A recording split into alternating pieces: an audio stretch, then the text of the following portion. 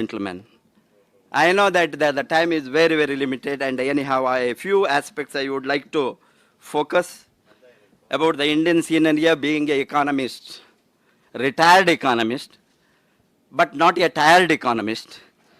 So, as you know that we have been teaching a lot of economics. While I was a professor of economics on health, illiteracy, prevention of diseases, and these are the areas, and health cost, health economics. Health economics is a big area, as you know, that we make the cost benefit analysis on the health, investment, health projects, medical treatment, so many aspects. And since then, I know that the India, which requires today, not only India, whole world requires today only one thing, prevention. Prevention is the mantra for future health in the world. And India, there is no other option. We have to go for prevention, prevention, prevention, prevention, prevention for 1.3 billion population. Otherwise, I think we will be erased. That speed diseases are multiplying. I don't want to give the statistics here because, as you know, that because of the time constraint, but I know that each disease, what is the percentage to the population, what is the percentage to the world population. In the case of India, it may be diabetes, it may be hypertension, it may be stroke, it may be systemic failures, it may be viral and bacterial diseases, huge disease burden we have to bear. And as you know, that latest statistical survey in the case of US shows, unless the US is going to control the disease, that prevent the disease, by 2026 US health budget is going to collapse. That is the biggest worry for US President Obama. He is now thinking what to do. What to do, where to search for money for health insurance, medical treatment, admission, hospitalization, so many things. If economic situation of health is so critical in the case of US, you can imagine what is the situation of a developing country like India. We are not even spending 3% of our GDP on the health, public expenditure, while all these countries are spending more than 10%. World average is about 10. Even poorest of the poor countries, Ethiopia or Nigeria, Kenya, Pakistan, they spend better than India. Because of our size of the population, it is not possible by the government to spend so much on nursing the disease. Now, I was looking into one of the states like Karnataka. They were assessing how many additional medical colleges were required. Recently, while I read an article, how many medical doctors are required, how many nurses are required, how many primary health centers. If you are going to look into that, I don't think it is possible by anybody to that extent to increase the number of hospitals, doctors, pharmacies, drugs to match with the rise in the population. Population of diseases. Hence, the only way is to go for a massive prevention. And everybody have realized today, as you know, that one of the important problems, if you are going to take up like acute malnutrition and anemia, Prime Minister of a country can declare in the parliament malnutrition is a national shame. 42% of the children in India below the age of 5 die because of acute malnutrition. Imagine the scenario of health. It is not only acute malnutrition of children, women, pregnant women. Recent statistical survey of the Health Ministry of Health, it shows that 91% of the women who are pregnant in India are not 100% safe for delivery because of the nutritional deficiency. Imagine what is the situation. And what about the feeding mothers? There is again anemia. What about the working population? 30% of the working population between above age of 18 and below 60, it is said to be anemic. And above 60%, 70% of the population are having the nutritional deficiency. And these are all an indication that where we are going to in terms of multiplication of disease.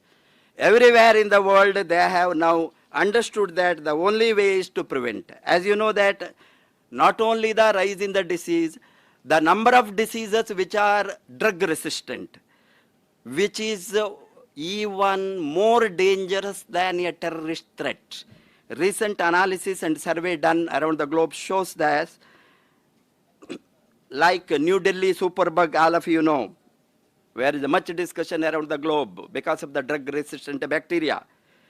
And multi-drug resistant diseases are increasing. That is why nutritionists, doctors, experts, they are of the opinion that we have to go in a big way to promote the nutritional factor for the people to create immunity in the human body. As you know that nutritional immunodeficiency syndromes like AIDS, NIDS is the big threat today. Nutritional immunodeficiency syndrome. Lot of diseases which are being caused because of the deficiency of nutrition. So I thought being in a sector of promoting health, prevention of disease, along with our wonderful founder, Dr. Lim Seo Jin, and this wonderful product of spirulina, we have emotionally promoted at the grassroots level to improve the nutritional level of not only dying children. They are very critical. It is very emotional. Saving the life of a child. Saving the life of a child is more pious, more precious than going to temple to me. Temple is only the next. Because saving life, what God wants you to save the life, not kill the life. And that way, we thought while we wanted to take up this project, particularly the poorest of the poor children, and girl babies, we have selected girl children because as you know that even female feticide is still going on in India. At the same time, girl children are not given enough attention of normal nutrition, food at home. Hence, naturally, if we are of some use for such children, girl babies to save, I thought, and they most appropriately, those who have selected the project, they have adopted. I must thank Dr. Manivasagam to selecting the girl children to this spirulina project. And you can understand the cost is so effective, so economical. Please don't have in your mind that the cost is unaffordable. With only 10 rupees, we can save a child, 10 rupees per day, 10 rupees only. Dr. Lim was surprised. He was thinking that we have given 5 grams, 6 grams, 7 grams. That is the critical condition of acute anemia where generally nutritionists or doctors suggest 3 to 5 grams. Dr. Esamasagoda, he is an expert on spirulina. He is a spirulina bioscientist from Japan. He says 3 to 5 grams in the mild and moderate and acute anemia. But we have given 3 spirulina per day. In that tremendous result, I must thank this whole research group and experts and doctors, paramedical staff and lab technicians who have done a wonderful work. I must appreciate and acknowledge that because they have recorded all the parameters, body mass index, and height and weight, and head circumference, isn't it? And even, pardon? Biochemical, all the, because I am not a technical expert, I don't know many of this, I don't know anything about medicine, I am an economist, only cost factor I am looking into. And so I am referring to, but they have done a wonderful work, and spirulina is a wonderful product. And I have experimented on my own health last 13 years. My hemoglobin is 17.5. I am maintaining. And you can get the blood from me anywhere you touch. Thanks to spirulina. Thanks to nutrition. Wish you all the best. And please support the project. I am sure Dr. Lim will take up, some announcement to have our permanent understanding with Annamalai University, one of the oldest private universities in India. And I congratulate all of you, particularly Dr. Chidambaram giving such a tremendous support to the department. And I must thank all the bodies involved here and wish you all the best. Thank you very much.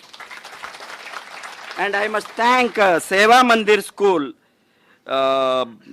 Seva Mandir School head is here, I think, and those who have taken, thank you very much for Parangipet for doing the wonderful work. Thank you very much.